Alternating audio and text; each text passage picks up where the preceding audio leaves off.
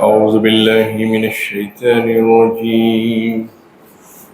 بسم الله الرحمن الرحيم. ألف لام ميم. غلبت الروم في أدنى الأرض وهم من بعد غلبهم سيغلبون في بضع سنين. لله الأمر من قبل ومن بعد ويومئذ يفرح المؤمنون بنصر الله ينصر من يشاء وهو العزيز الرحيم. وعد الله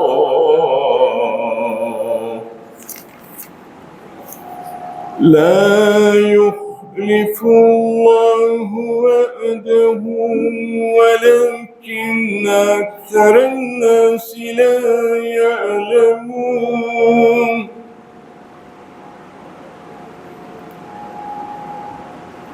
يعلمون ظاهرا من الحياة الدنيا وهم عن الآخرة هم غافلون.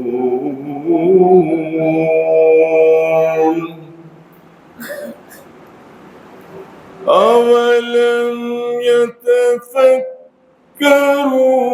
في أنفسهم ما خلق الله السماوات والأرض وما بينهما إلا بالحق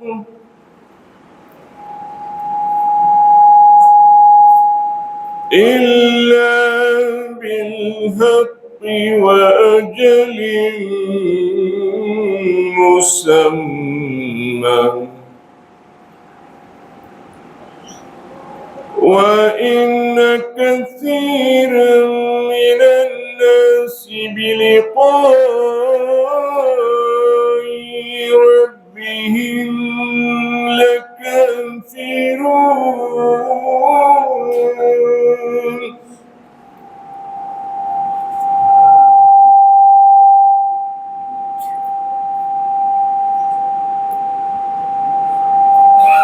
أولم يسيروا في الأرض فينظروا كيف كان عاقبة الذين من قبلهم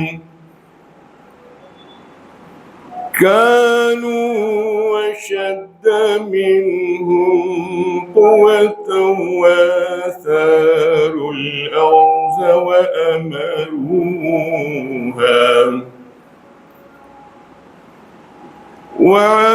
وعمروها أكثر مما عمروها وجاءتهم رسلهم بالبينات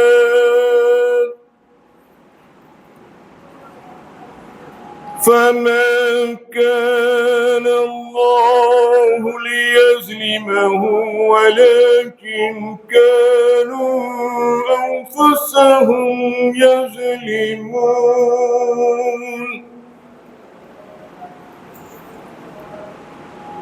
ثم كان عاقبة الذين أساءوا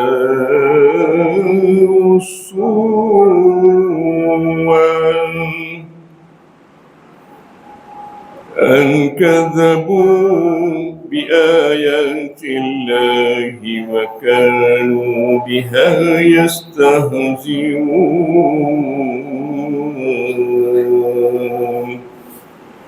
صدق الله العظيم.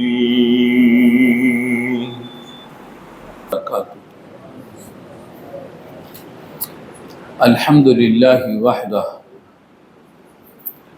والصلاة والسلام على من لا نبی بعدہ اما بعد فاعوذ باللہ من الشیطان الرجیم بسم اللہ الرحمن الرحیم الف لام میم غلبت الروم فی ادنى الارض وهم من بعد غلبهم سيغلبون فی بضع سنین للہ الامر من قبل ومن بعد ويومئذ يفرح المؤمنون بنصر الله ينصر من يشاء وهو العزيز الرحيم وعد الله لا يخلف الله الميعاد لا يخلف الله وعده ولكن أكثر الناس لا يعلمون إلى آخر الآية.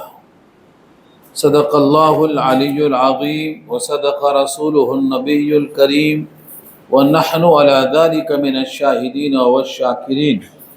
اللهم ألهمنا رشدنا وأعذنا من شرور أنفسنا.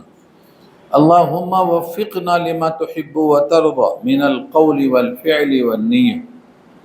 رب اشرح لي صدري ويسر لي أمري واحلل عقدة من لساني يفقهوا قولي. آمین یا رب العالمین.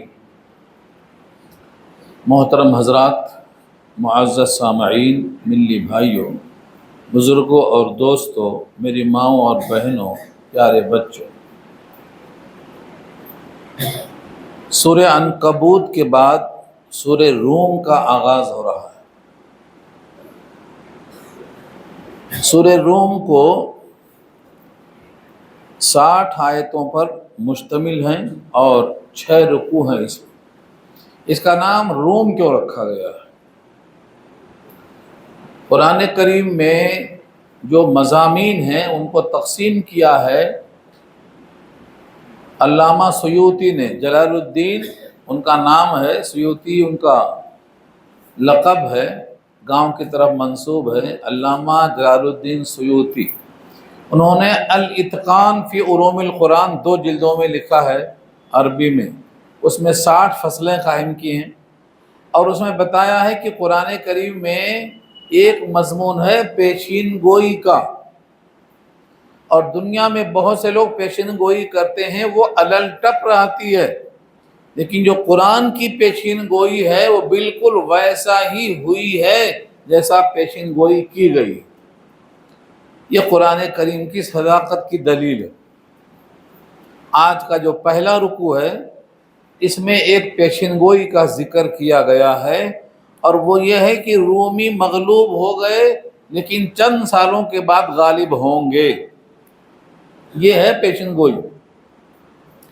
اب آپ کو بتانا پڑے گا کہ رومی کون ہیں، ہمارا ان سے کیا تعلق ہے، اور کس سے مغلوب ہوئے ہیں ان سے ہمارا کیا تعلق ہے.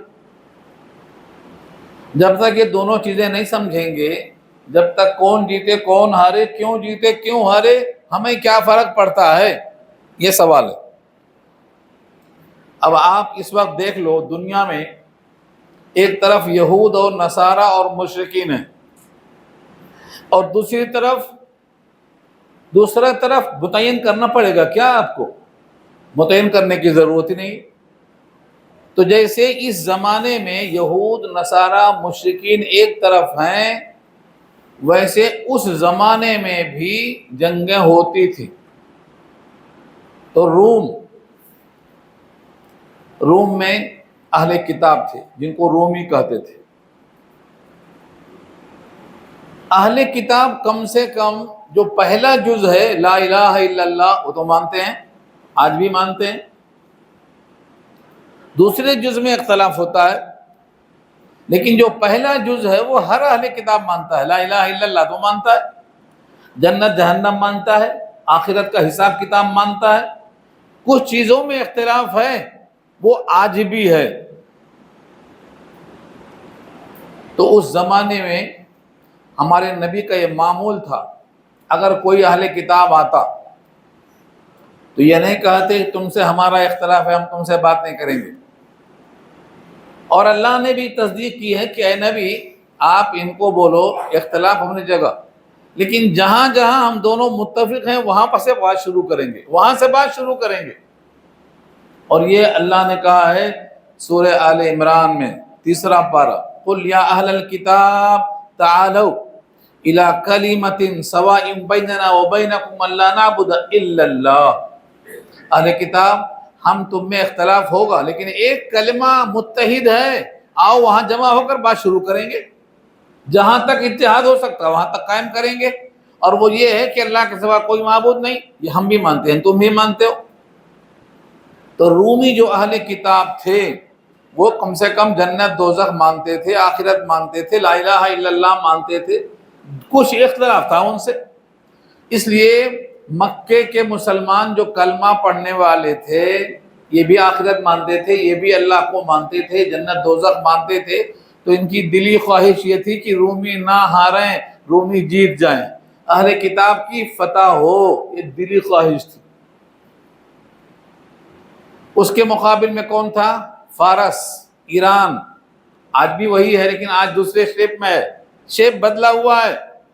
جب اہل فارس آگ کی پرستش کرتے تھے، مجوسی تھے، آتش کرے ایران کی جو آگ تھی وہ ان کا معبود تھی، تو مکے کے مشرکین چاہتے تھے ایران کے مجوسی آگ پرست جیتیں، مکے کے مشرکین چاہتے تھے ایران کے مجوسی جیتیں، اور مسلمان چاہتے تھے کہ روم کے کلمہ پڑھنے والے اہل کتاب جیتیں۔ یہ ہے مشابہت۔ جیسے آج بہت سے کلمہ پڑھنے والے کہتے ہیں ایران کو جیتنا چاہیے کیونکہ وہ ادھر یہودی ہیں، نصارہ ہیں، مشرکین ہند ہیں، مشرکین ہند بھی شامل ہیں اس میں۔ تو مومن تو چاہتا ہے کہ ایران جیتے۔ اب کہتے ہیں ایران کا 100% متفق ہونا ضروری نہیں ہے، ایران کا ہم سے اور ہمارا ایران سے 100% متفق ہونا ضروری نہیں ہے، کلمے کا ایک جز تو متفق ہے، جنت دوزخ تو مانتا ہے، نبی تو ایک ہی ہے، کتاب تو ایک ہی ہے، کچھ چیزوں میں اختلاف رہتا ہے۔ تو یہ مشابہ بتا رہا ہوں، مشابہ وہاں سے بتا رہا ہوں۔ اس پر یہ آیت نازل ہوئی کہ رومی تو ہار گئے۔ کہاں پر ہارے؟ ایک مقام ہے، آگے بتاؤں گا۔ ادنی الارض، اللہ نے کہا یہاں ادنی الارض مانے زمین کے قریبی حصے میں، فارس کا علاقہ اور رومیوں کا علاقہ جو مشترکہ تھا، آزرت لکھا ہوا ہے، مگر ہمیں علاقے سے کیا کرنا ہے، ہمیں تو یہاں فکر بتانا ہے۔ وہاں پر جب شکست ہو گئی تو مسلمان ذرا مایوس ہو گئے اور مشرکین نے تانا دینا شروع کیا، تم جس کی تائید کرتے تھے وہ ہار گئے اور ہم جس کی تائید میں تھے وہ جیت گئے، اور جیسے یہاں ہم جیتے ہیں اگر مکہ کے مشرکین سے سابقہ پڑا تو تم بھی وہاں ہاریں گے، مشرکین جیتیں گے اور کلمہ پڑھنے والے ہاریں گے۔ یہ ہے اصل مناسبت۔ اس کے بعد یہ آیت جب نازل ہوئی اسی موقع پر روم مغلوب ہو گئے اور آیت نازل ہو گئی، اس لیے رومی، اس کا نام روم ہے، سورہ روم ہے، اور یہ مکی ہے، 60 آیتیں ہیں، 6 رکوع ہیں، اور اس میں پیشین گوئی ہے۔ پیشین گوئی یہ ہے کہ رومی مغلوب ہو گئے لیکن چند سالوں میں یہ جیتیں گے۔ اس کے لیے کون سا لفظ ہے؟ بضع سنین۔ بضع سنین کے معنی کم سے کم 3 سال اور حد سے حد 9 سال۔ سنین کے لیے 9 سال سے زیادہ نہیں۔ صحابہ کرام کو قرآن پر یقین تھا، حضرت ابو بکر صدیق رضی اللہ عنہ چلے گئے سیدھا، جو مشرکین کے بڑے بڑے ذمہ دار سے ان کو چیلنج کر دیا، آج رومی ہار گئے لیکن 3 سال میں جیتیں گے، اور اگر چاہے تو شرط لگا لو 10 اونٹ، اگر رومی جیت گئے تو 10 اونٹ تم دینا اور نہیں جیتے تو میں دوں گا۔ شرط لگا کر حضور کے پاس آ گئے، حضور نے کہا یہاں 3 سال کہاں رکھا ہے، بضع سنین ہے، اور اس کی مدت کم سے کم 3 سے لے کے 9 تک ہوتی ہے۔ یہ آیت میں گنجائش ہے، 3 سے لے کے 9 تک گنجائش ہے، تو تم 3 کیسا شرط لگائے؟ جا کے شرط کو چینج کر کے آؤ اور بولو 10 اونٹ نہیں 100 اونٹ کی بازی لگاتا ہوں، 100 اونٹ کی بازی، لیکن سال 3 نہیں ہوں گے، 9 ہوں گے، 9 سال کے اندر فیصلہ ہوگا۔ یہ مان گئے، مشرکین میں سے مان گئے. ان کے نام بھی ہیں لیکن نام لے کے کیا کریں گے ان کا. مشرکین کے سرداروں کا نام بھی موجود ہے، ہو سکے تو میں آگے بتاؤں گا لفظوں میں. وہ لوگ یہ شرطیں مان گئے. ادھر ہجرت شروع ہو گئی. ہجرت سے 5 سال پہلے کا یہ واقعہ ہے، اور بدر ہوئی ہے ہجرت کے 2 سال کے بعد، 7 سال. ادھر بدر میں مسلمانوں کی فتح ہو رہی ہے، ادھر رومیوں کی فتح ہو رہی ہے، ٹھیک 7 سال میں. 5 سال ہجرت سے پہلے اور 2 سال ہجرت کے بعد. سن 2 ہجری میں بدر واقع ہو رہی ہے. ٹھیک بدر کے موقع پر مسلمان غالب ہو رہے ہیں بدر کے میدان میں، اور رومی وہاں غالب ہو رہے ہیں فارس کے مقابل میں. ٹھیک 7 سال میں مکمل ہو گئی. لکھا ہے بعض شارحین نے، ہجرت ہونے لگی، ابو بکر صدیق جانے لگے ہجرت کر کے، تو مشرکین نے آپ کو پکڑ لیا، کہا میں جانے نہیں دوں گا. تم شرط لگائے ہو 100 اونٹ کی، اگر تم چلے گے تو کون دے گا 100 اونٹ؟ انہوں نے اپنے بیٹے ابو بکر کے بیٹے عبد الرحمن کو کھڑا کر دیا، کہا یہ دے گا، یہ دے گا، 100 اونٹ دے گا. اللہ کی مرضی ہو گئی کہ 100 اونٹ ابو بکر صدیق جیت گئے، اور 100 اونٹ اس نے پیش کر دیا. اب وہ 100 اونٹ کا کیا حکم ہے یہ میں آگے بتاؤں گا. یہ تو ہے تمہید، یہاں سے مضمون شروع ہو رہا ہے. الف لام میم. یہ الف لام میم کیا ہے؟ حروف مقطعات ہے. ان کے معنی نہیں معلوم، اللہ کے نبی نے نہیں بتایا، کسی کو نہیں بتایا. پھر یہ ہے کیوں جب معنی نہیں معلوم؟ یہ چیلنج ہے، تحدی ہے. چیلنج کے معنی پورے دنیا کے انسان کہتے ہیں کہ یہ کلام اللہ کا نہیں ہے، تم نے گڑھ لیا ہے. اگر ایک انسان اکیلے یہ کلام گڑھ کے پیش کر سکتا ہے تو دنیا کے سارے دشمن مل کر اس کے معنی بتا سکتے؟ نہیں بتا سکتے. ہاں بتا سکتے. چلو بتاؤ الف لام میم کے کیا معنی ہے؟ دنیا حیران ہے. آج بھی دنیا کے مشرکین یہود نصارہ مل کے بھی الف لام میم کے معنی نہیں بتا سکتے. یہ چیلنج ہے، اس کو تحدی کہتے ہیں. اس سے آپ کو فائدہ ہے کہ آپ چیلنج کر سکتے، آپ کو ماننا جاننا ضروری نہیں ہے. اللہ عالم، اس کا مطلب اللہ کو معلوم. اللہ عالم بمرادہ بذلک. یہ معنی بتانے کے لیے نہیں ہے، یہ چیلنج کرنے کے لیے ہے. تو جہاں جہاں پورے قرآن میں حروف مقطعات آئے ہیں وہ چیلنج کرنے کے لیے، یہاں بھی چیلنج کرنے کے لیے ہے. الف لام میم. غلبت الروم. غلبت فعل ماضی مجہول ہے اور روم تو نام ہے. غلبت الروم. ہرقل بادشاہ وہاں کا ذمہ دار تھا. ہرقل، قیصر روم بولتے ہیں اس کو، قیصر روم. قیصر اور کسریٰ 2 طاقتیں اس وقت تھیں جیسے آج 2 طاقتیں ہیں. ہاں امریکہ اور رشیا جیسے مقابل میں ہیں، ویسے اس وقت 2 طاقتیں تھیں، قیصر اور کسریٰ. تو رومی کا مقابلہ فارس سے ہوا تھا، قیصر روم. اس کا تفصیلی بحث، اس کا بیان بخاری کا جو پہلا چیپٹر ہے بدء الوحی، اس میں ایک تفصیلی حدیث موجود ہے. مگر وہ حدیث سنائیں گے تو پورا 1 گھنٹہ ادھر چلا جائے گا، رکو ادھر نہیں آئے گا. اگر آپ کو شوق ہے تو پڑھ لو. وَكَانَ ذَلِكَ شان ہرقل کہا گیا، یہ آخری ہرقل کی شان ہے، یعنی وہ ایمان پر قائم نہیں ہوا. ایمان تو لانے کو تیار تھا لیکن قوم کو دیکھ کر کہ بادشاہت چلی جائے گی پھر پلٹ کے آ گیا جگہ پہ اپنے. یہ خلاصہ ہے. ایمان لانے والا تھا، اس کو بات سمجھ میں آ گئی تھی، لیکن قوم اور حکومت ہاتھ سے نکلتی دکھائی دی تو پھر یو ٹرن لے کے واپس آ گیا. یہ بخاری میں موجود ہے، صفحہ نمبر 3 پر دیکھ لو. پہلا صفحہ، دوسرا صفحہ، تیسرا صفحہ. تو یہ ہرقل کا واقعہ لکھا ہوا ہے. قیصر رومی مغلوب ہو گئے. تو ہمیں کیا پریشانی مغلوب ہو گئی؟ چونکہ یہ بھی اہل کتاب ہیں اور ہم بھی اہل کتاب ہیں. اہل کتاب کا رشتہ ہے کہ دونوں کا اللہ ایک ہے، دونوں کا جزوی طور پر اتفاق ہے، اس لیے ہم کو صدمہ ہے. اور اسی لیے مسلمان کہتے ہیں اگر ایران کی شکست ہو گئی تو ہمیں صدمہ ہے. کم سے کم پہلا جز تو مانتا ہے، لا الہ الا اللہ تو مانتا ہے، جنت دوزخ مانتا ہے، اور اپنے نبی کو مانتا ہے، نبی کی حیثیت سے تسلیم کرتا ہے. اور ادھر کون ہے؟ ادھر کون ہے؟ یہود ہیں اور نصارہ ہیں، جن کو اللہ نے صاف کہا ہے وَلَن تَرْضَىٰ عَنْكَ الْيَهُودُ وَلَا النَّصَارَىٰ، تم سے ہرگز راضی نہیں ہوں گے، نہ یہود نہ نصارہ نہ مشرکین، تینوں راضی نہیں ہوں گے تم سے. تو اگر ایران کی سپورٹ کرنے میں شیعیت کا شبہ لگتا ہے تو ادھر جانے میں شبہ کیا لگتا ہے؟ یہودیت کا، نصرانیت کا، شرک کا نقشہ لگتا ہے ادھر. تو اس لیے ذہنی طور پر کسی طرف مائل ہونا عقیدے کو تسلیم کرنا ثابت نہیں کرتا. دونوں الگ الگ چیزیں ہیں، یہ دونوں الگ الگ چیزیں ہیں. بہت سی چیزیں ہیں جو تاریخ میں ہیں، قرآن و حدیث میں نہیں ہیں، لیکن لوگ مطالعہ نہیں کرتے. جیسے 10 محرم ہے، کربلا کا میدان ہے، تو 60 سال کے بعد ہوا کربلے کا میدان.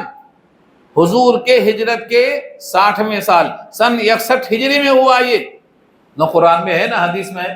ہاں کچھ چیزیں پیشین گوئیاں ہیں قرآن میں، پیشین گوئیاں بتا رہا ہوں، جیسے یہ پیشین گوئی ہے، وہاں بھی پیشین گوئی ہے. تو آپ اس کو مدار نہیں کر سکتے، اپنے عقیدے کا مدار نہیں بنا سکتے آپ اس کو. وہ 10 محرم کا روزہ حضور کے حدیث کی وجہ سے ہے، کربلے کی وجہ سے نہیں ہے. 10 محرم کے فضائل سابقہ نبیوں کی سنت کی وجہ سے ہے، کشتی نوح کی وجہ سے، حضرت موسیٰ کی وجہ سے، حضرت ابراہیم کی وجہ سے بہت سے واقعات پیش آئے 10 محرم کو. تو بہت سی چیزیں ایسی ہیں جن کا تعلق ہوتا ہے لیکن براہ راست نہیں ہوتا.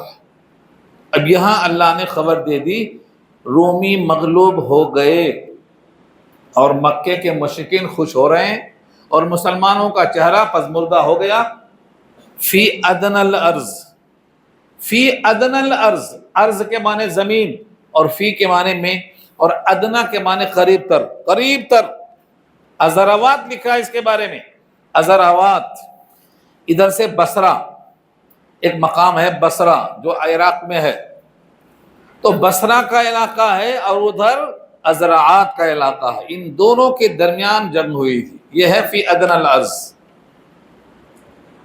وَهُمْ مِنْ بَعْدِ غَلَبِهِمْ سَيَغْلِبُونَ، اور وہ لوگ جو مغلوب ہوئے ہیں نا، اپنی مغلوبیت کے بعد عنقریب غالب ہوں گے. یہ ہے پیشین گوئی.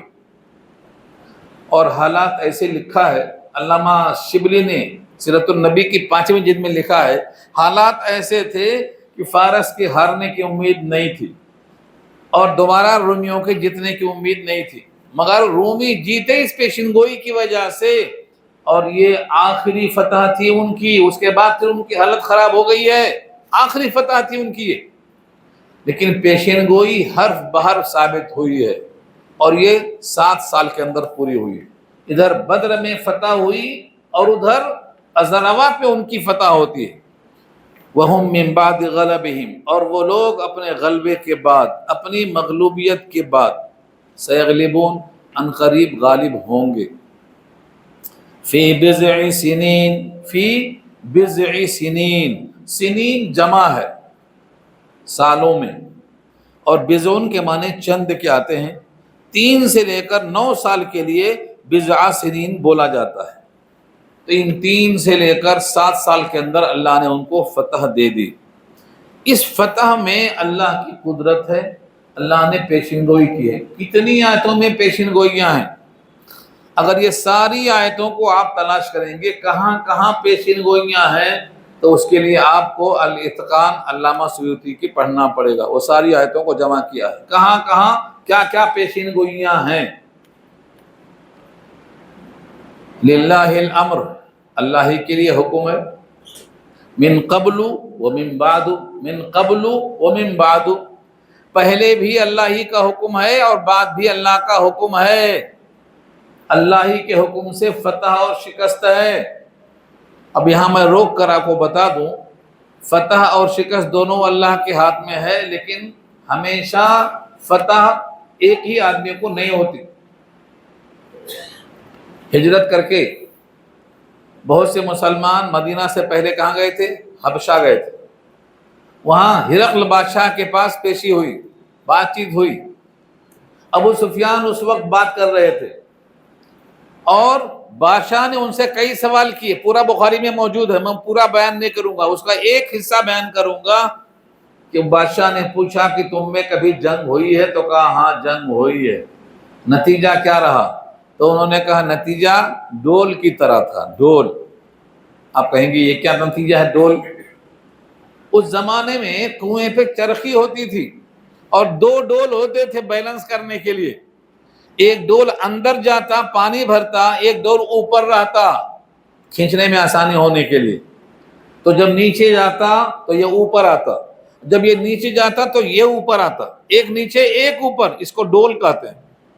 اس کا منشا یہ تھا کہ ہم میں دو جنگیں ہوئی ہیں، نتیجہ ڈول کی طرح تھا، پہلی بار تو وہ غالب آئے، دوسری بار ہم غالب آئے، بدر میں وہ غالب آئے اور وحد میں ہم غالب آئے، یہ بولنے کے واسطے انہوں نے ایسا کہا۔ اس میں اشارہ کس بات کی طرح تھا کہ مسلمان تو بدر میں بھی حق پر تھے اور وحد میں بھی حق پر تھے، مگر شکست کیوں ہو گئی یہاں؟ کیونکہ اللہ کی مصلحت ہے۔ اللہ نے ان کو سبق دینا چاہا کہ تم نے نبی کی نافرمانی جان بوجھ کے نہیں کی، مگر نافرمانی ہوئی، اب سزا اس کی طے شدہ ہے شکست کی شکل میں، اس لیے نافرمانی ہرگز نہیں ہونا چاہیے۔ یہ خلاصہ بتا رہا ہوں میں آپ کو کہ ہمیشہ حق فتح یاب ہونے والوں کو نہیں ملتی، کبھی کبھی باطل کو بھی فتح ملتی ہے، اور اس سے پزمردہ نہیں ہونا ہے بلکہ اس سے سبق حاصل کرنا جو اللہ نے کہا ہے۔ اللہ چاہتے ہیں تم میں سے بہتوں کو شہید بنانا، کیسے بنائیں گے شہید؟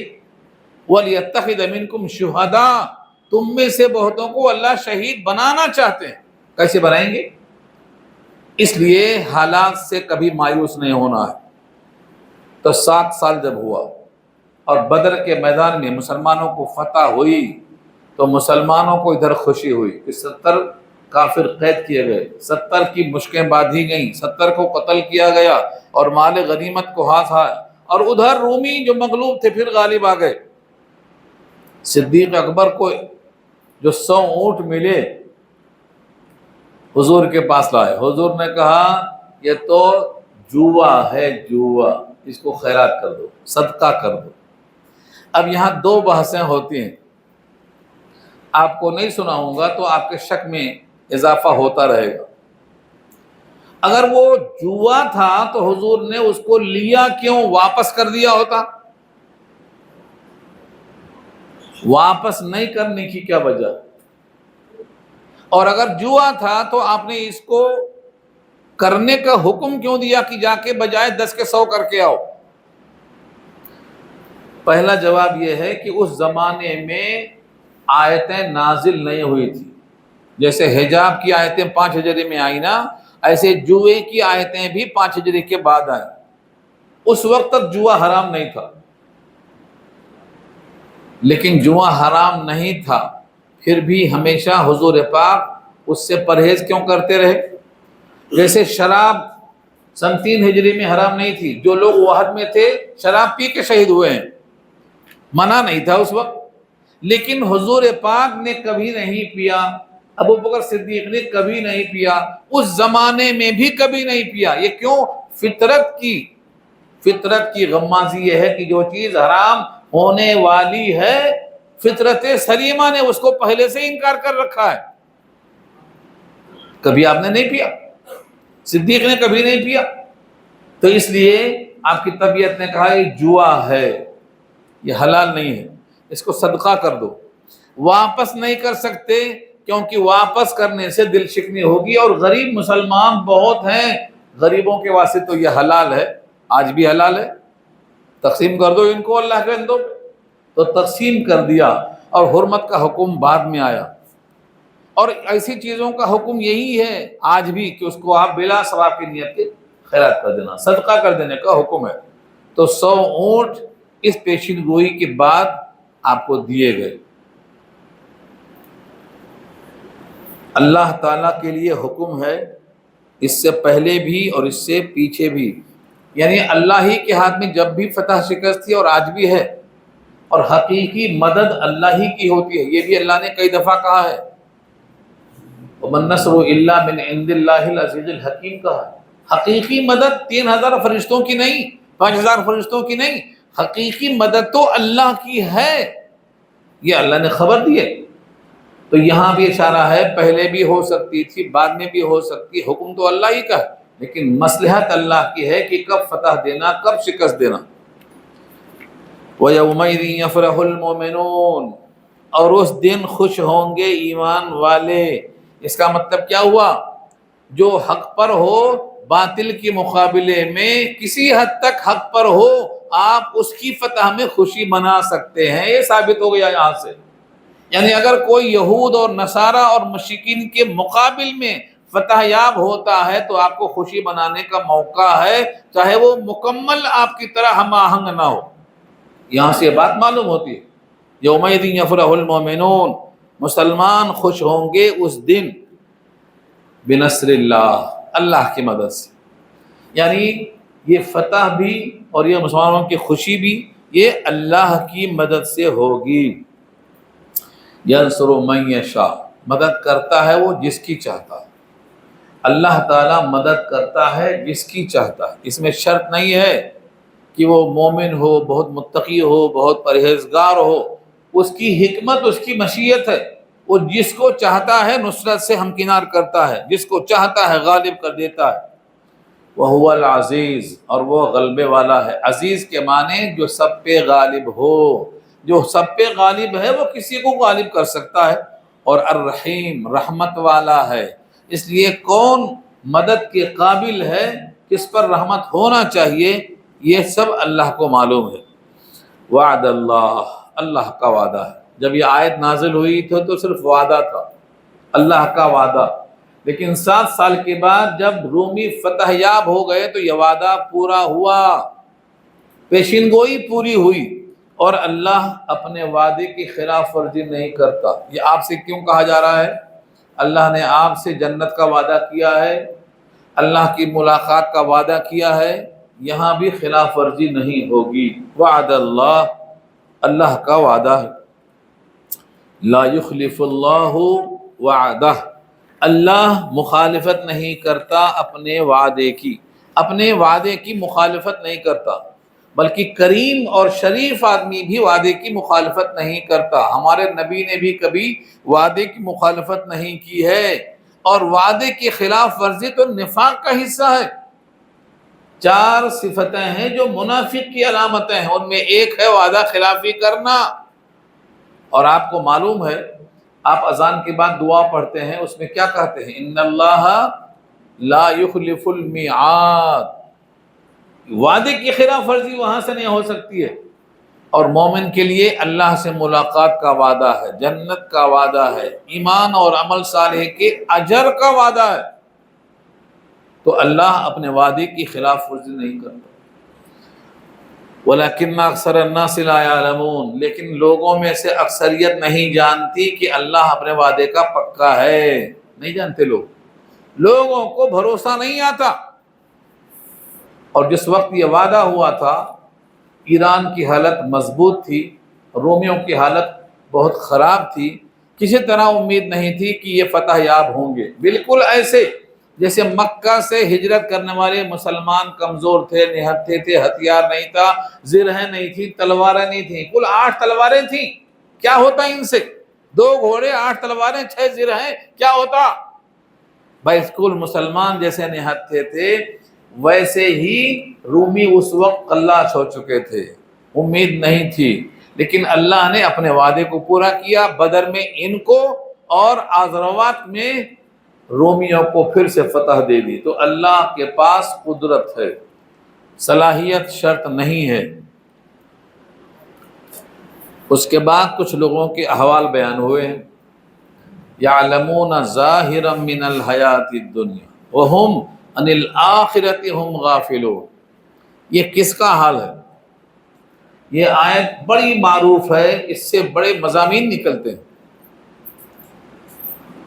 وہ لوگ، ہم لوگ نہیں کہہ رہے ہیں، وہ لوگ جو نان بلیور ہیں، اب وہ چاہے اہل کتاب ہوں، چاہے مشرکین ہوں، یہود ہوں، نصارہ ہوں، کوئی فرقہ، کوئی طبقہ ہو، یعلمون، وہ ہیں جانتے، ظاہرا من الحیات الدنیا، دنیا کی زندگانی کا ظاہر۔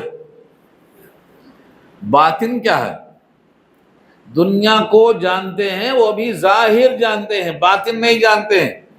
یہ بہت پیاری آیت ہے، اس کو سمجھنا بہت ضروری ہے۔ ظاہراً پر جو تنوین ہے نا، تنوین، یہ تنوین برائے تنکیر ہے۔ جو لوگ دنیا کو جانتے ہیں نا، وہ بھی دنیا کے ظاہر کو جانتے ہیں، دنیا کو مکمل نہیں جانتے، صرف ظاہر کو جانتے ہیں۔ من الحیات الدنیا، دنیا کی حیات میں سے ظاہر کو جانتے ہیں۔ ایک مثال دے کے سمجھاتا ہوں، آپ کو بھی سمجھانا مشکل ہے، اتنا آسان نہیں ہے۔ قارون ہے، بہت پیسے والا ہے، دھس رہا ہے زمین میں۔ سورہ قصص پارہ 20، زمین میں دھس رہا ہے، یہ اللہ نے خبر دی ہے۔ فَخَسَفْنَا بِهِ وَبِدَارِهِ الْأَرْضَ، ہم نے اس کو دھسا دیا زمین میں، اس کو بھی، اس کے گھر کو بھی، اس کے خزانے کو بھی۔ اس کی کیا غلطی ہے؟ مال والا ہونا غلطی ہے کیا؟ نہیں، اس کی غلطی مال والا ہونا نہیں تھی، اس کو اللہ نے ایک نصیحت کی تھی، وہ غلطی اس سے ہوئی۔ کیا غلطی تھی؟ اسی رکوع میں ہے، وَلَا تَنْسَ نَصِيبَكَ مِنَ الدُّنْيَا، دنیا میں سے جو تیرا حصہ ہے آخرت کو بنانے کا، وہ بھولنا نہیں۔ یعنی دنیا میں رہ کر دنیا کے مال سے جو آخرت بنا سکتا ہے وہ بھولنا نہیں۔ یہاں اس سے غلطی ہو گئی، اس نے دنیا میں رہ کر دنیا کے مال سے آخرت نہیں کمایا، کیونکہ آخرت کو مانتا نہیں، آخرت کو جانتا نہیں، اس نے مال سے دنیا ہی کو آباد کیا۔ اس پر ایک حدیث سن لیجیے، دنیا میں آپ کا مستقل قیام گاہ نہیں ہے، دنیا میں آپ کو بھیجا گیا ہے کہ یہاں کھیتی کرو، یہاں کی کھیتی آخرت میں نظر آئے گی۔ الدنیا مزرعۃ الآخرہ، دنیا آخرت کی کھیتی ہے۔ آپ یہاں چنا بوئیں گے وہاں چنا ملے گا، یہاں نماز پڑھیں گے وہاں نماز کا اجر ملے گا، یہاں قرآن نہیں مانیں گے تو وہاں نہ ماننے کی سزا ملے گی۔ جو کچھ یہاں کریں گے وہاں ہوگا، اچھا یا برا۔ اب قارون نے کیا کیا؟ آخرت کو ماننا ہی نہیں، اس لیے دنیا کے مال کو دنیا کے لیے سمجھا، آخرت کے لیے خرچ نہیں کیا، تو دھسنا شروع ہو گیا۔ یہ اس سے غلطی ہوئی۔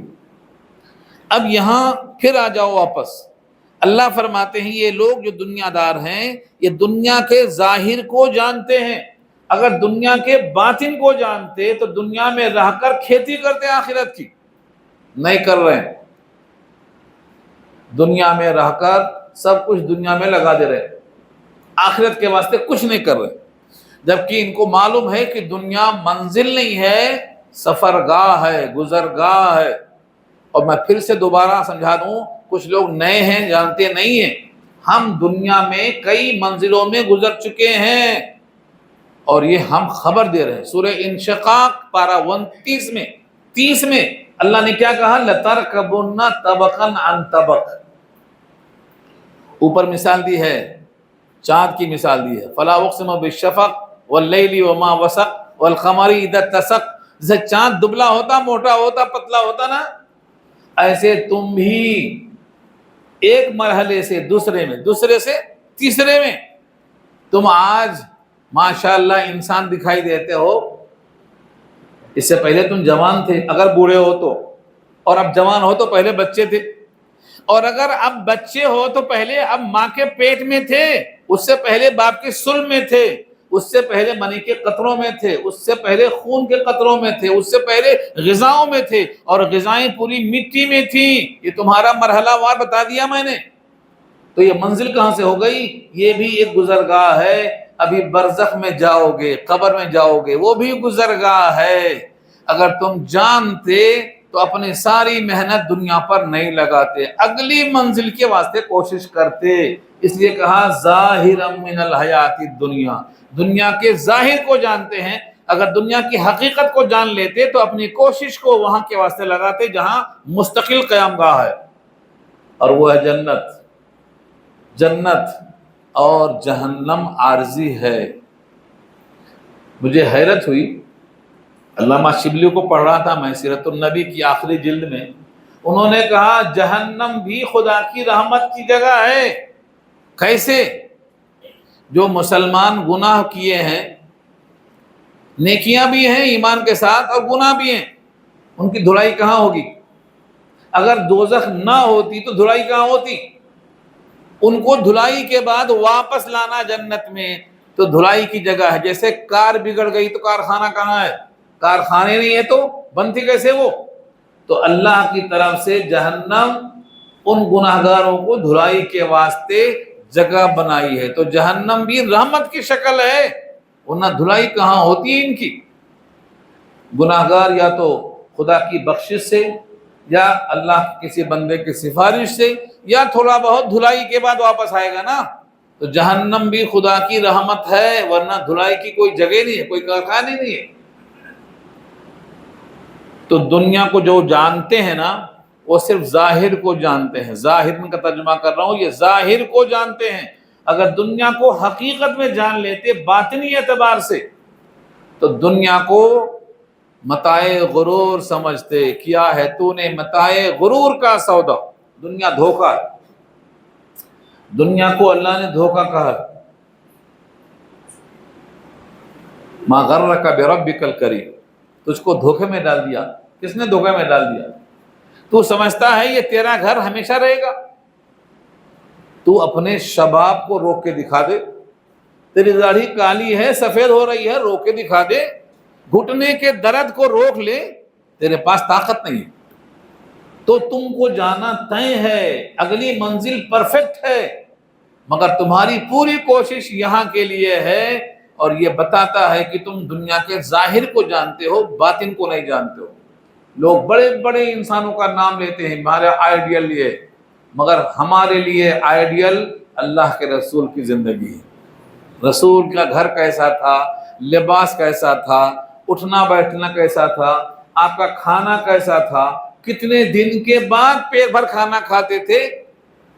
زندگی میں کبھی بھی آپ نے پیٹ بھر کھانا نہیں کھایا، اور ہم روز 3 ٹائم کھاتے ہیں پیٹ بھر کے۔ بہت دور چلے گئے، ہم بہت دور چلے گئے۔ نہ کھانا، کھانے میں کمی کرنا، کھانا نہ ملے تو صبر کر لینا، ہمارے پاس کہاں ہے؟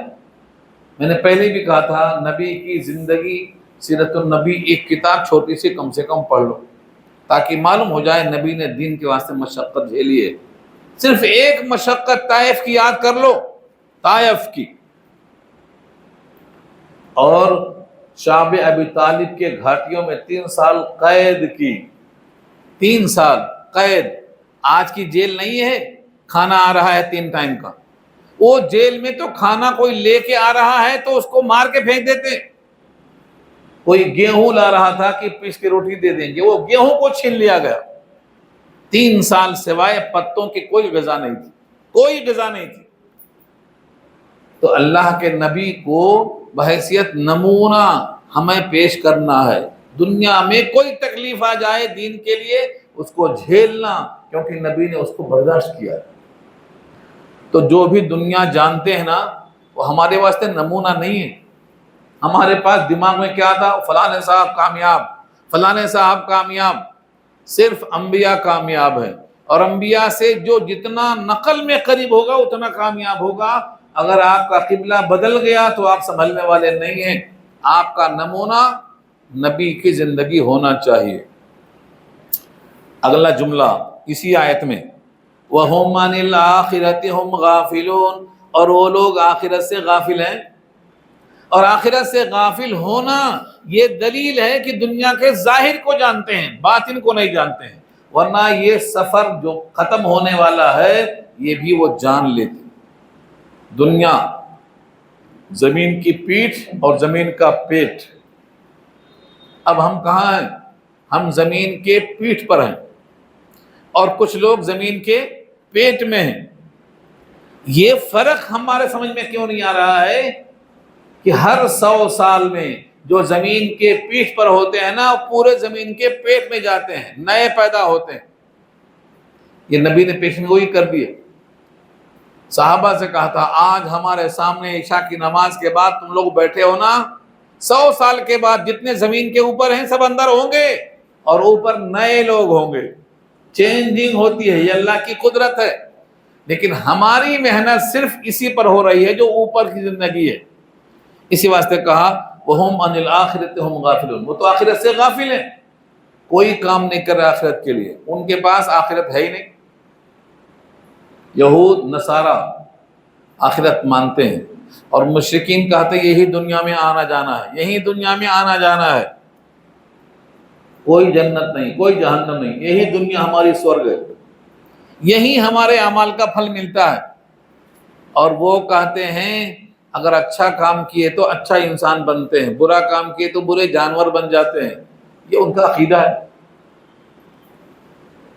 اللہ تعالیٰ نے اگلی آیت میں ایک فکر کی دعوت دی ہے، اولم یتفکروا فی انفسہم، کیا انہوں نے خود اپنی ذات میں غور نہیں کیا؟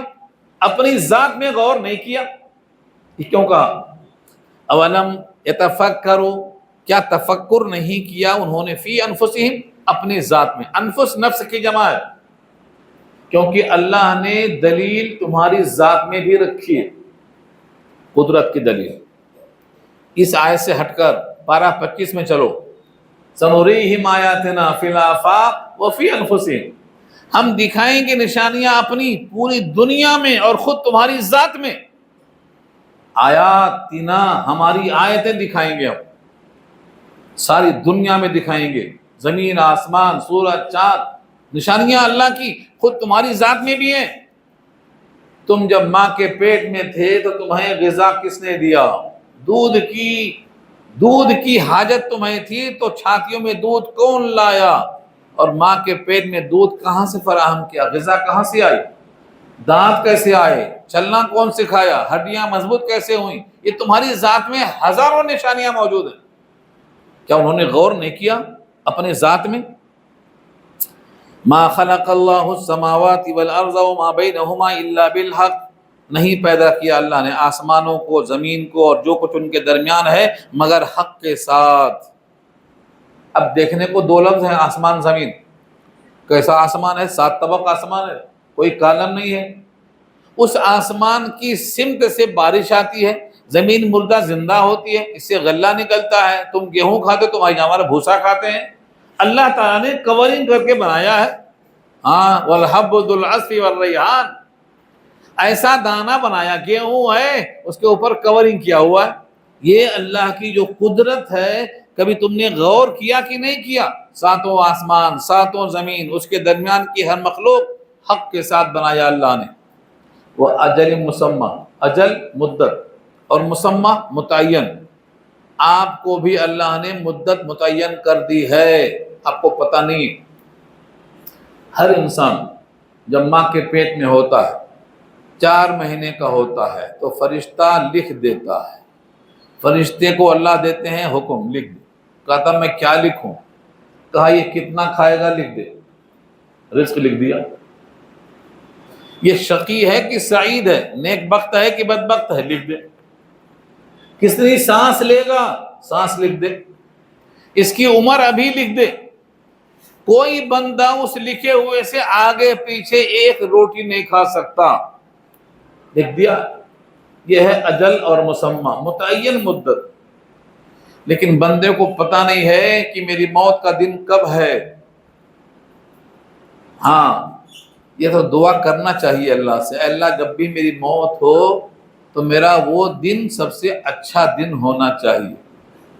ہمارے نبی کی ایک دعا کا ٹکڑا ہے، میں آپ کو بھیجاتا رہتا ہوں واٹس ایپ پہ، نمبر ہے تو آپ کو آتا ہوگا، اور میں خود بھی اس کا بہت ہی دل کی گہرائیوں سے ورد کرتا ہوں۔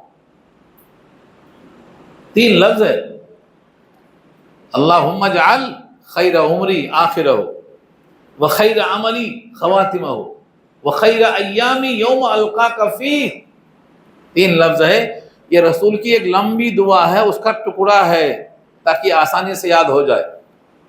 اللہم اجعل خیر عمری آخرہ، اے اللہ میری عمر کا بہترین حصہ آخر کو بنا، آخر کو، وخیر عملی خواتمہ، اور میرا بہترین عمل اس کو بنا جس پر میرا خاتمہ ہونے والا ہے، وخیر ایامی یوم القاک فی، اور میرا بہترین دن اس دن کو بنا جس دن میں آپ سے ملاقات کرنے کو حاضر ہوں گا۔ تین چیزیں۔ اور یہ اللہ کے نبی کی دعا کا مطلب کیا ہے؟ آپ کے دنوں میں سے بہترین دن وہ ہوگا جس میں آپ اللہ سے ملاقات کریں گے تو آخرت کی منزل آسان ہو جائے گی آپ کے لیے۔ یہاں سے اشارہ اسی کی طرف ہے کہ آپ کی مدت طے ہے، ملاقات کب ہوگی معلوم نہیں ہے۔ اگر معلوم ہو جائے تو ہمارا کھانا پینا آج ہی بند ہو جائے گا، فکر میں آئے رے ہم مرنے والے ہیں۔ انسان جس دن مرتا ہے اس دن بھی خبر نہیں ہوتی ہے، اور اللہ کا جو بندہ ہوتا اللہ میں مست ہوتا ہے اس کو تو کوئی فکر نہیں ہوتی۔ میں یہاں رہتا تھا، میری والدہ گاؤں میں رہتی تھی، انہوں نے آخری دن کا آخری لقمہ بھی اپنے ہاتھ سے پکایا اور کھایا۔ آخری دن کا آخری لقمہ اپنے ہاتھ سے پکایا اور کھایا، ان کو پتہ نہیں کہ آج میرا آخری دن ہے۔ اللہ کے بندے جو اللہ میں مست رہتے ہیں نا، ان کو اللہ آخرت میں ایسا سکون سے بلا لیتا ہے، پتہ ہی نہیں چلتا۔ کسی کو ضرورت پیش نہیں آئی، نہ ڈاکٹر، نہ دوا، نہ گولی، نہ کوئی پرہیز، نہ آئی سی یو میں داخل کرو، کچھ نہیں۔ صبح ناشتہ اور دوپہر میں وفات، روٹی بچ گئی، اپنے ہاتھ کی بچی ہوئی روٹی۔ یہ اللہ کے خصوصی انعامات ہیں، اور یہ بھی نبی نے سکھایا ہے کہ اللہ مجھے کسی کا محتاج نہ بنا۔ اللہم اکفنی بحلالک عن حرامک واغننی بفضلک عمن سواک، اللہ مجھے حلال رزق عطا فرما، حرام سے مجھے بچا، اپنے سوا کسی کا محتاج نہ بنا۔ یہ دعا کثرت سے پڑھنا چاہیے، کیونکہ آخری عمر میں انسان محتاج ہو جاتا ہے۔ کم سے کم کندھا دینے کے لیے تو لوگ کھڑے ہوتے ہیں نا، اپنے پاؤں سے نہیں چل سکتا، کہتے ہیں زندگی ساری کٹی ہے پاؤں سے چلتے ہوئے، ہاں چند لمحوں کے لیے غیروں کا احسان ہو گیا، اب گھر سے قبرستان تک نہیں جا سکتے آپ۔ اس لیے یہ ایک میت کے لیے یہ حق بتایا اللہ کے رسول نے، جنازے کو ساتھ جانا حق بتایا ہے، بیمار کی عیادت کرنا، پھینکنے والے کی واسطے دعا دینا، بلائے دعوت میں تو جانا، لیکن دعوت رات کے 12 بجے ہے تو نہیں جانا۔ ہاں مغرب بعد کھلاؤ، عصر بعد کھلاؤ، ظہر بعد کھلاؤ، فجر بعد کھلاؤ۔ یہ کیا طریقہ ہے رات میں 12 بجے کھلاؤ؟ اگر بے وقت بلائیں گے تو جانا سنت نہیں ہے۔ کھانا کھلانے کے لیے وقت جو ہو وہ مناسب وقت ہو تو سنت ہے جانا۔ دعوت سنت ہے بس، چاہے کبھی بھی بلاؤ، سحری کے وقت بلاؤ، دعوت سنت ہے، لیکن سنت ٹائم بھی ہونا چاہیے اس کا، اور مہمان کی خاطرداری میں بلا وجہ اذیت نہیں پہنچانا، بٹھا کے چھوڑ دیا، بھول گئے کون آیا کون گیا، جب چاہے جب آئیں گے دلہے میاں۔ یہاں امام صاحب 2 منٹ لیٹ آئے تو خیریت نہیں آتی، کہاں تھے پوچھتے، 2 منٹ لیٹ آئے تو، حالانکہ بیچارے کو وضو کر کے آنا ہے، بلا وضو آ گیا تو نمازی کسی کی نہیں ہوگی۔ یہاں بھی ٹائٹ مار رہے ہیں، اور وہاں تو خالی فوٹو، ایسا چہرہ ویسا چہرہ، یہ ڈیزائن وہ کلر، گھنٹہ 2 گھنٹہ خراب، ہزاروں انسانوں کے وقت خراب ہو رہے ہیں۔ قوم کو احساس نہیں ہے، قوم کو احساس ہی نہیں ہے کہ ایک کی خوشی کے لیے ہزاروں گھنٹے خراب ہو رہے ہیں، پوری قوم کا وقت ضائع ہو رہا ہے۔ کسی کو قرآن پڑھنے کا ٹائم نہیں ملتا ہے، کیونکہ بربادی یہاں ہو رہی ہے۔ یہاں دیکھو آیت دیکھو اللہ کیا فرما رہے ہیں، وَإِنَّ كَثِيرًا مِنَ النَّاسِ بِلِقَاءِ رَبِّهِمْ لَكَافِرُونَ، اور بے شک بہت سے لوگ انسانوں میں سے اپنے رب کی ملاقات کا انکار کرتے ہیں۔ اگر ملاقات ہوتی، دولہے سے ملاقات ہے تو نہا کے کپڑے تیار ہو کے جا رہے ہیں، دولہے سے ملنا ہے، اور اللہ سے ملنا ہے تو کچھ بھی نہیں۔ اللہ سے ملنا ہے تو اللہ راضی کیسے ہوگا؟ اللہ کہتا ہے میرے محبوب کی شکل میں آؤ میں راضی۔ میرا محبوب سارے انبیاء کا محبوب، تم اگر چاہتے ہو کہ تم سے اللہ خوشی سے ملے تو تم کو خوش کرنے کا طریقہ یہ ہے محبوب کی شکل میں آ جاؤ، بس ظاہری ہی شکل صحیح، تم اگر نبی کی شکل میں آؤ گے تو اللہ تم سے خوش ملے گا۔ میرا زبانی جمع خرچ نہیں کرتا میں، قرآن کھولو، سورہ آل عمران دیکھو، اللہ نے نبی سے کہلوایا ہے، قل ان کنتم تحبون اللہ فاتبعونی یحببکم اللہ، اے نبی ان کو بتا دو اگر تم اللہ سے محبت کرتے ہو تو اللہ کے محبوب یعنی محمد مصطفیٰ صلی اللہ علیہ وسلم کی نقل کر لو، اللہ تمہیں بھی محبوب بنا لے گا۔ یحببکم اللہ، اللہ کا محبوب بننا ہے تو محبوب کی نقل کر لو۔ اس کے لیے کسی کے پاس ٹائم نہیں ہے، کسی کے پاس وقت نہیں ہے۔ نبی قرآن پڑھتے تھے نا، پڑھو، نکالو وقت اس کے لیے۔ نبی اپنے پڑوسیوں کا خیال کرتے تھے، مریضوں کے پاس جاتے تھے۔ آپ کے پاس وقت نہیں ہے کیونکہ آپ کا سارا وقت آپ کے ذہن اور آپ کے جسم کی تقاضے کی تکمیل میں لگا دیا آپ نے۔ کہاں کھانا اچھا ملتا ہے، کہاں سے پیسہ اچھا ملتا ہے، کون سا باورچی اچھا پکاتا ہے، کون سا شادی کھانا بڑا ہے، کون سا کھانا زیادہ اچھا ملتا ہے، اسی میں لگا دیا، جبکہ سب فضلہ بن رہا ہے۔ وہ کھانا کھاؤ جو نور بننے والا ہے، جو اللہ کے پاس اجر بننے والا ہے۔ کھانے کا اندر حلق سے نیچے اترا تو فضلہ بنتا ہے، اور کسی کو کھلا دو تو اجر بنتا ہے۔ کون جانتا ہے اس چیز کو؟ یہاں دیکھو، غور کرو۔ اور بہت سے لوگ ہیں انسانوں میں سے جو اپنے رب کی ملاقات کا انکار کرتے ہیں۔ جو انکار کرتے ہیں وہاں اشتیاق کہاں سے ہوگا؟ ہاں، جس کو یقین ہے اللہ سے ملیں گے اس کو اللہ سے ملنے کا اشتیاق ہوگا۔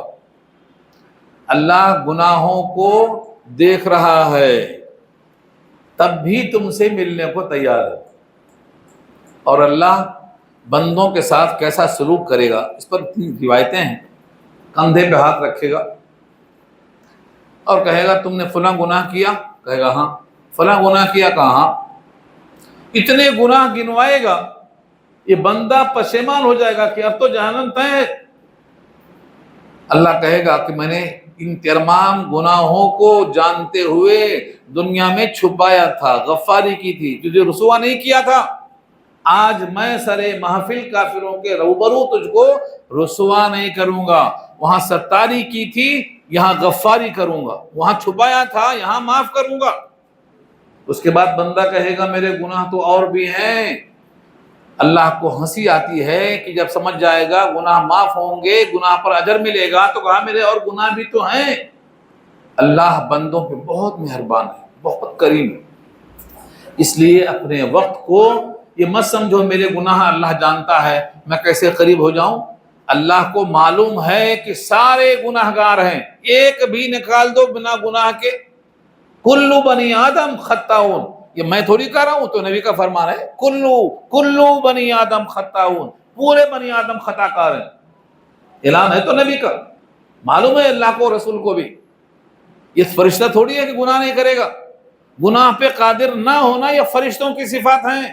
کلو بنی آدم خطاؤن، اور بہترین خطا کار ہے جو توبہ کر لیں۔ خیر الخطاؤن التوابون، توبہ کرنا، توبہ کرنا شروع کرو۔ نماز توبہ ہے، بشرطے کی سمجھ کے پڑھو۔ اللہم انی ظلمت نفسی، اللہ میں نے ظلم کیا ہے، یہ توبہ ہے۔ تو نماز کی 5 دعائیں ترجمے سے یاد کرو۔ اشرفی نماز کافی ہے اس کے لیے، چھوٹی کتاب ہے، نہیں ہے تو ہم سے کہو، ہم فراہم کریں گے آپ کو۔ چھوٹی کتاب ہے، اس میں نماز کی تمام دعائیں مل جائیں گی آپ کو، بالکل چھوٹی کتاب ہے۔ اشرفی نماز پڑھو تو آپ نماز سمجھ کے پڑھیں گے، اللہ سے ملاقات کی آرزو پیدا کریں گے۔ یقین کرو اللہ بھی آپ سے ملنا چاہ رہا ہے۔ جو بندہ اللہ سے ملنا چاہتا ہے اللہ بھی اس بندے سے ملنا چاہتا ہے۔ یہ حضور پاک نے کہا ہے، من احب لقاء اللہ احب اللہ لقاءہ ومن کرہ لقاء اللہ کرہ اللہ لقاءہ۔ جو بندہ اللہ سے ملنا چاہتا ہے اللہ بھی بندے سے ملنا چاہتا ہے، اور جو بندہ اللہ سے ملنا نہیں چاہتا ہے اللہ بھی بندے سے ملنا نہیں چاہتا ہے۔ تو انکار نہیں ہے، ملاقات ہوگی، اور ایسا محفل میں ملاقات نہیں ہوگی۔ اللہ نے کہا ہے میں اکیلے تم سے ملوں گا۔ ہاں، کیا اعزاز ہے آپ کا، اکیلے اکیلے، 1 by 1۔ آپ کے پاس ٹائم نہیں ہے، لیکن اللہ فرماتے ہیں میں تم سے اکیلے اکیلے ملوں گا۔ سورہ مریم پارہ 16 پڑھو، وَكُلُّهُمْ آتِيهِ یوم القیامت فردا، فردا مانے 1 by 1، اکیلا اکیلا اللہ ہر بندے سے ملاقات کرے گا، اور اللہ اتنا قادر ہے کہ سب کی ملاقات ظہر سے عصر کے درمیان ختم، ظہر سے شروع عصر میں ختم، ساری ملاقات۔ اللہ تو وقت کو روک لیتا ہے، اللہ وقت کو چھوڑ دیتا ہے، اللہ کے تابع ہے وقت، اللہ کے لیے اتنا وقت ہے بین الظہر والعصر کافی ہے ملنے کے لیے۔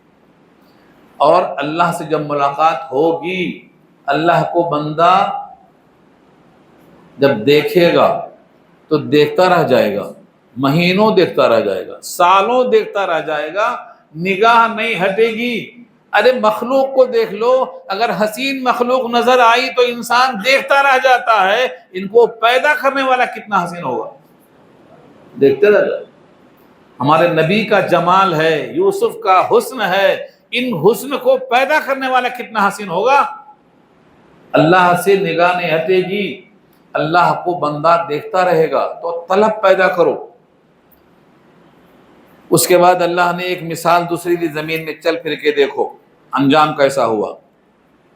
اولم یسیروا فی الارض، کیا مکے والے زمین میں چلے پھرے نہیں؟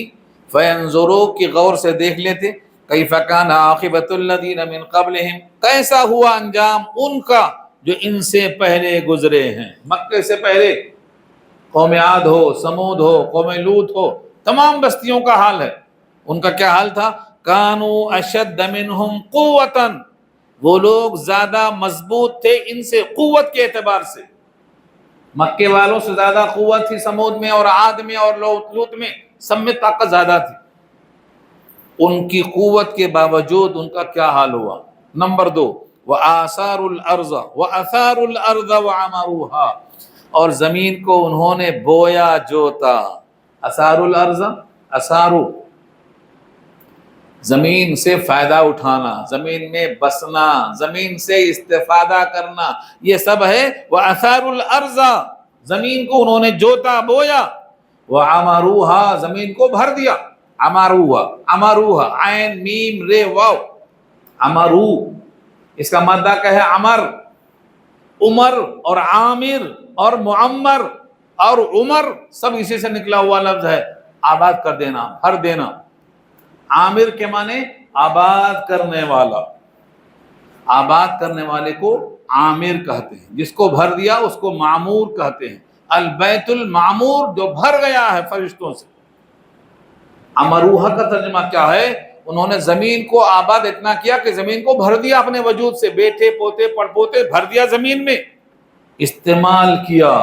وَعَمَرُوهَا أَكْثَرَ مِمَّا عَمَرُوهَا، جتنا مکے والوں نے زمین کو آباد کیا ہے اس سے زیادہ انہوں نے زمین کو آباد کیا ہے۔ آبادی ان سے زیادہ، زمین سے استفادہ ان سے زیادہ، قوت ان سے زیادہ، تعداد ان سے زیادہ۔